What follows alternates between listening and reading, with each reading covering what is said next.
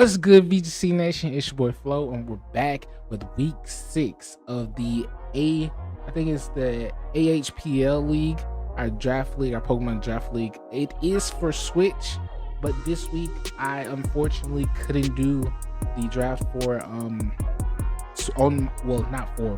my Switch. So I'm gonna try my best to kind of like go slow and break it down like this Pokemon Showdown play, because I had some technical difficulties with my internet for like more than 24 hours when we were already behind on doing our battle.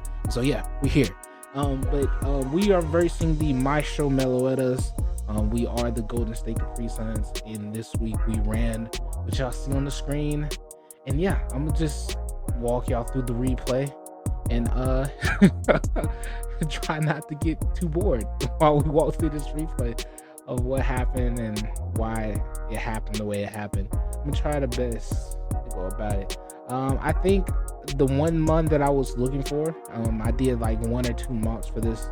I didn't try that hard as far as like prepping. I did pretty decent. I just wanted to catch a feel of how Bravery felt on the team. I did run a very odd set for it.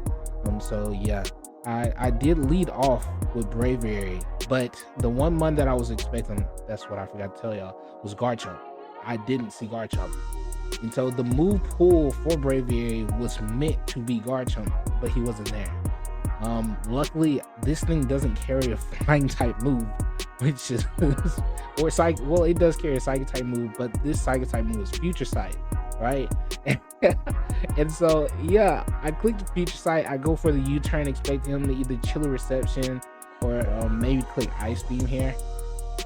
I went on the Ting Lu because Ting Lu job this game isn't really to beat anything one-on-one, because I figured he would bring the Ogerpon. When I seen him bring Crabominable, I automatically thought Ting Lu does shit for me in this game. Like, he can kill Glow King, but I mean, he has Sinistasha, Ogre, and Crabrawler that can just switch in at any time to just counter him, right? So I'm like, Ting is really just useless at this point. But his whole intent, the whole reason I brought him was to set up spikes. So he does go for the Toxic, and I'm pretty sure I do click spikes this next turn, and I think he clicks Chilly, right? Yeah, he clicks Chilly Reception. He goes out in the Ogerpon. I'm like, I can preserve him and potentially get up. The Future Sight hits Ogre. I didn't even realize the Future Sight hit Ogerpon. Wow, that was actually very fortunate. I forgot about it. But I do switch out here because I can preserve, and I have like an amazing counter to Ogerpon right now, which is Whimsicott. He clicks Ivy Culture, doing 23%. Oh, eat that shit, baby.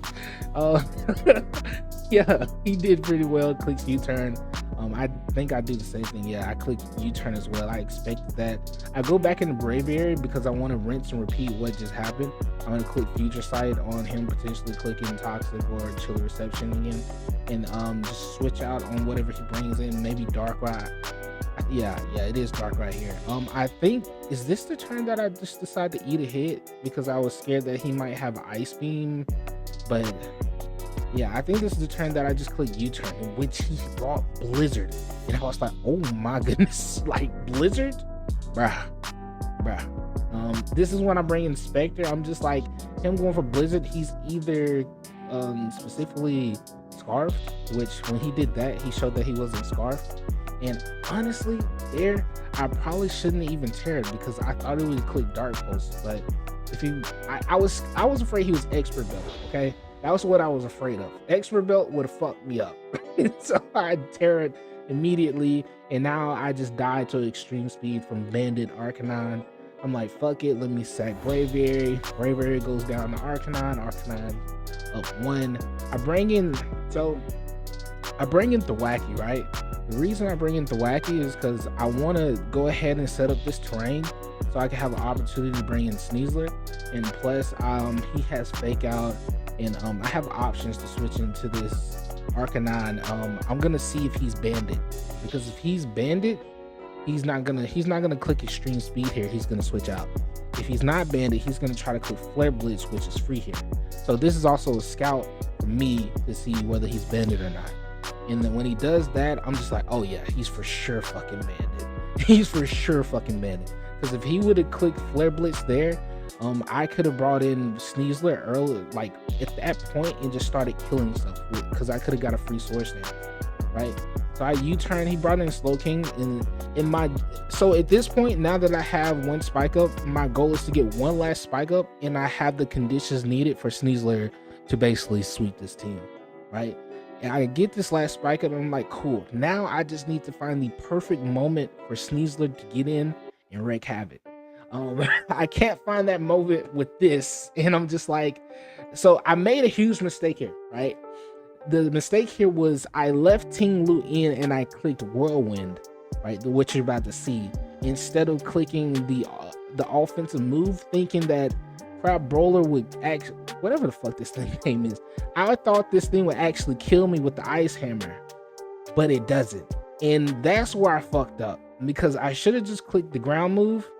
Instead I clicked Whirlwind, and it brought back in Slow King. The reason that was so bad is because I wanted Sneasler to be able to come in on this crab thing after Ting Lu died. I get a free Sword Dance on it, and then I proceed to sweep the team. But he lived and brought in Slow King, who's stuck in the game, and I lose my Ting Lu. So now I'm forced to try to chip this down the best way I can and like hope for the fucking best. And he had Psychic, and that living on 1 HP is huge. Being able to get off 2 Shadow Balls and threatening this was did I say 2? I guess not. I switched to Thwacky when he clicked Psychic, because I have knockoff on this. Which also, this part is also really good because I'm lowering this thing down to put him in range of the Sky Uppercut, whatever it's called. I do have Fake Out, which I do click, and he's Terra Grass, and now I'm like, I need to save this, get the terrain back up. This is my opportunity, right? That's what I'm seeing. I go back into Wacky, I'm like, fuck it, you're just gonna have to take this L, buddy. And I'm like, the way my Sneasler is set up, EVs wise, he eats one of these. He only eats one. I kid you not, only one. But he gets the boost. We go for the Sword Dance here, and I'm like, okay, now I just have to hope that he has no berries and no bullshit. No berries and no bullshit is what I'm hoping for now. Okay, so I click the CC, boom, that's 1 down. Sneasler, calm down. We gotta finish this out. He brings an Arcanine. Now I actually mocked for this moment, right? We do kill here with the upper hand. He did click Extreme Speed, and we out priority him and killed him. That was like the scariest part about Arcanine, is just him blitzing all my Pokemon. Like, the shit was too strong. Okay, in Mox it was way too strong. Next thing was this Throat Chop, boom. Now the Sinistasha doesn't die to a Sword Stance. If it's full health, it has a chance to live, and that's why I needed the spikes to make sure that died. I was pretty sure he was gonna bring that, and then I finished it off with a CC, and Sneasler gets a sweep, another 5-0 sweep. Good shit, Sneasler. GG's to my opponent. And yeah, that is it for the Golden State Capri Suns for this week. Sneasler on top, and we're gonna get up out, y'all. Peace.